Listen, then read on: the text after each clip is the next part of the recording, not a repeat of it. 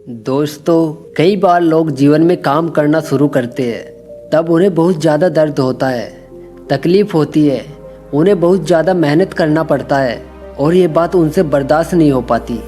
उनका शरीर जवाब दे देता है और वो उस काम को छोड़कर किसी और तरकीब से सफल होने का प्रयास करते रहते हैं। लेकिन याद रखिए, इस प्रकार से कोई भी व्यक्ति जीवन में सफल नहीं हो पाता। सफलता का मार्ग मेहनत, दर्द और तकलीफ से होकर गुजरेगा और ये आपको सहना ही पड़ेगा। तो इसके लिए आप हमेशा तैयार रहिए। तो चलिए इस बात को एक कहानी के माध्यम से समझते हैं। एक बार एक मूर्तिकार अपनी छीनी और हथौड़े से एक पत्थर को भगवान की मूर्ति का आकार देने का प्रयास कर रहा था। जैसे ही वह छीनी पर अपना हथौड़ा चलाता और वह पत्थर चिल्लाने लगता और कहता, मुझे इतना क्यों मार रहे हो, मुझे बहुत दुख हो रहा है, तकलीफ हो रही है, पीड़ा हो रही है, मुझे अपने हाल पर छोड़ दो और यहाँ से चले जाओ।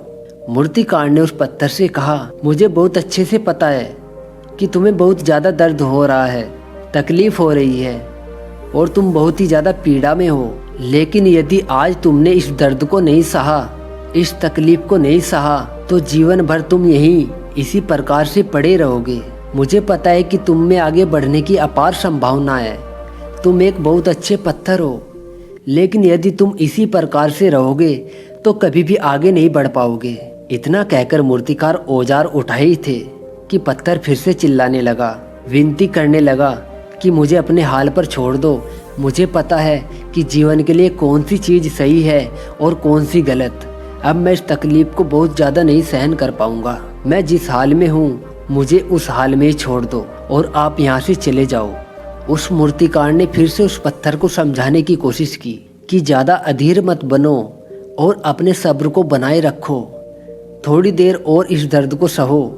यदि इस दर्द को सह लिया तो मैं भगवान की मूर्ति के रूप में तुम्हारी स्थापना करवाऊंगा और फिर दूर दूर से लोग तुम्हारी पूजा करने के लिए आएंगे, पंडित और लोग तुम्हारी सेवा करेंगे। लेकिन पत्थर ने उस मूर्तिकार की एक भी बात नहीं मानी। वह चिल्लाता रहा और अपनी बात पर अड़ा रहा। मूर्तिकार ने उस पत्थर को समझाने की बहुत कोशिश की, लेकिन वो पत्थर नहीं माना। अब मूर्तिकार भी थक चुका था और वह उस पत्थर को छोड़कर आगे बढ़ गया और थोड़ी ही दूर जाकर देखा कि एक और बहुत अच्छा पत्थर वहाँ पड़ा हुआ है। उसने छीनी और हथौड़ी उठाई और उस पत्थर को मूर्ति बनाने लगा। मूर्तिकार ने छीनी और हथौड़े का वार किया। दूसरे पत्थर को भी दर्द हुआ, लेकिन उस पत्थर ने बर्दाश्त कर लिया और देखते ही देखते थोड़े समय के बाद उस पत्थर ने भगवान की मूर्ति का रूप धारण कर लिया। थोड़े दिनों बाद जब उस मूर्ति की एक मंदिर में स्थापना हुई, धीरे धीरे लोग वहां पूजा पाठ करने आने लगे। लोगों की मन्नत वहां से पूरी होने लगी और वह मंदिर बहुत ही ज्यादा प्रसिद्ध हो गया था। अब धीरे धीरे करके दूर दूर के गांव से भी लोग वहां पूजा पाठ करने आने लगे। फिर एक दिन उस पहले वाले पत्थर को उसी मंदिर में लाया गया और उसे एक कोने में रख दिया। अब लोग आते हैं और उस पर नारियल फोड़ते हैं। ये कोई और पत्थर नहीं, बल्कि वही पत्थर था जिसने दर्द को नहीं सहा था। अब वह पत्थर मन ही मन बहुत ज़्यादा पछता रहा था, दुखी हो रहा था और अपने आप से कह रहा था कि काश मैंने उस दिन उस दर्द को सह लिया होता तो आज लोग मेरी भी पूजा करते।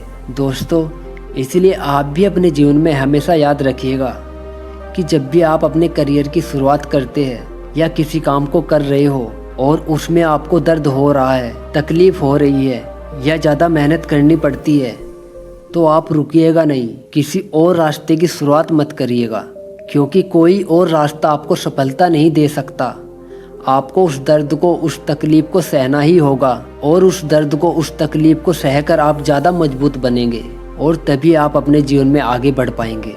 जीवन में हमेशा याद रखिएगा कि आपको पहले वाले पत्थर की तरह नहीं, बल्कि दूसरे वाले पत्थर की तरह बनना है। यकीन मानो दोस्तों, आप एक दिन अपने मकसद में ज़रूर कामयाब होंगे। यदि ये कहानी आपको पसंद आई हो और इससे कोई सीख मिली हो तो हमारे चैनल को ज़रूर सब्सक्राइब कीजिए। नमो बुद्धाय। धन्यवाद।